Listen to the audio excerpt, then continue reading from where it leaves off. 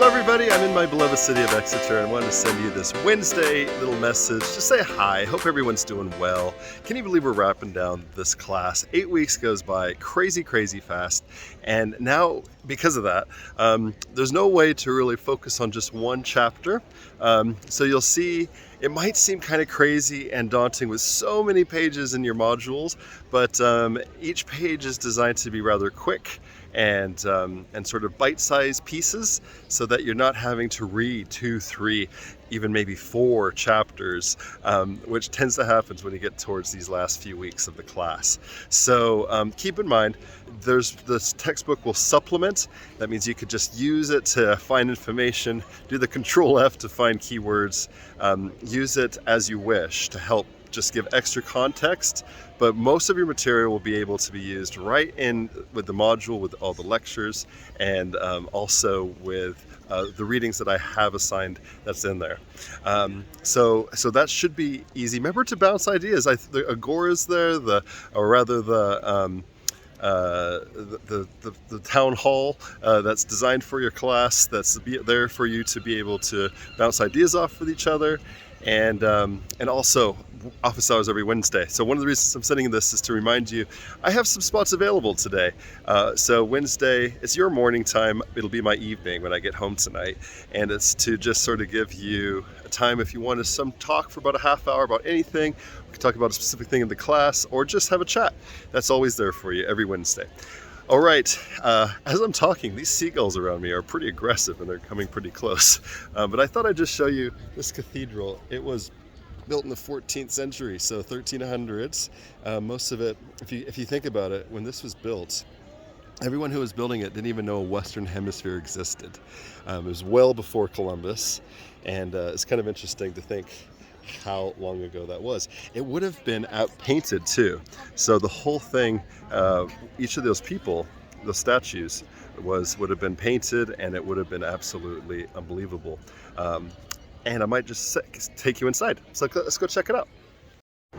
So this is inside, and this is the beautiful rose window. But if I turn around, I'll show you this vaulted ceiling and bring it down. You're going to see the longest continuous vault in Europe. That's all stone. Big in the middle there is the organ, and this was all built in the 1300s, and this stone was all quarried not too far from here in a town called Beer. Pretty easy to remember.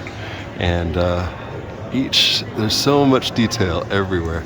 There's a beheading of Sir Thomas, the Cardinal, or rather Archbishop of Canterbury, Thomas Becket, and so it shows that each of those stones are massive and tell a story.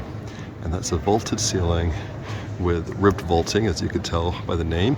And this is both perpendicular style, high Gothic, if you're interested in architecture, and welcome to Exeter Cathedral. So I thought I'd walk around and just show you a few of my favorite things. Besides this amazing organ here, and that's not the only of the tubes. If you see behind me, these big tubes are part of the massive organ as well. It's fantastic. This behind me is a very Games of Thrones type story. This is the local family here, the Earl Hugh Courtney, which again is from the 1300s, and his relative is still the Earl and lives in a castle today, and he throws concerts, actually, pretty good concerts. He's buried here. There's some other stories about him as a knight, doing some pretty crazy stuff, very Games of Thrones-like. The stonework is gorgeous. And I'm going to take you over here to this clock, so check this out. I'll show you this clock here. That clock is from around the 1400s, and if you go in even closer, come with me.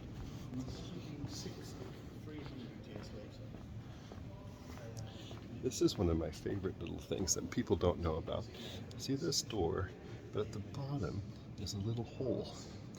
And this is what you would always have a cat in the cathedral to help protect your manuscripts, the books, and of course they go after the rats, so the rats go after the manuscripts, so having a cat is great. Now what is it? It's right underneath this clock. very old medieval clock. But the interesting thing about it is this little hole right here has connected to a nursery rhyme that you might know. Hickory dickory dock, the mouse ran up the clock, or the mouse ran up the clock. Either one. There's two versions, and this is connected to this door and this hole and this clock. So it's just a little fun fact. Something else that's fun is people don't, I'm in this back little corner here. You might not think much of it, but if I go up here, there's a fresco painting. It looks like probably St. Michael or somebody. Probably St. Michael, because he has a dragon that he has is stomping its head on. St. George, actually. So St. George and the dragon.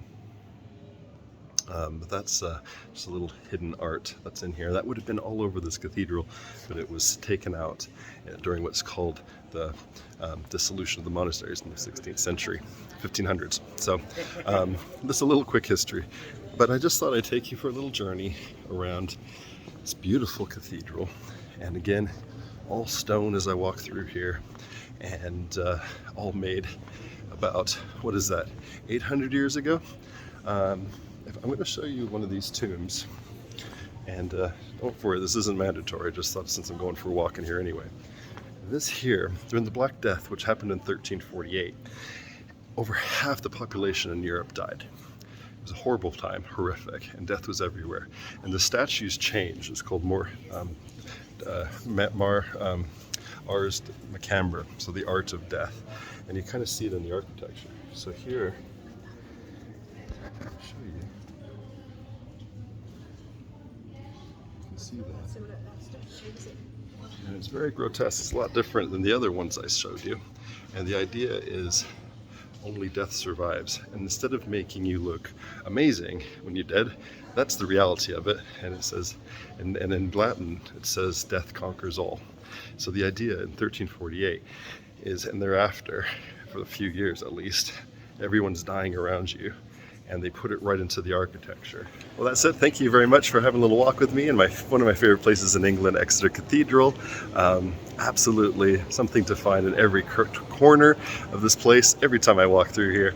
But again, this is just to remind you, history is all around us, and happens to be here right in front of your face. But I encourage you to find the historical, interesting places around you, and most of all, finishing up this class, enjoy this week. And I know it's packed full of information, but I hope that you enjoyed the journey and enjoyed all the information. And be sure to reach out if you have questions. Thank you. Now I thought I'd better do a very quick video to show you where I'm doing all my marking and grading. So this is the middle of Exeter. It's just the city center, not too exciting. There's a Starbucks across the street, but why go there? We got this nice place here. And this is my spot where I grade your lovely work. Let's do this.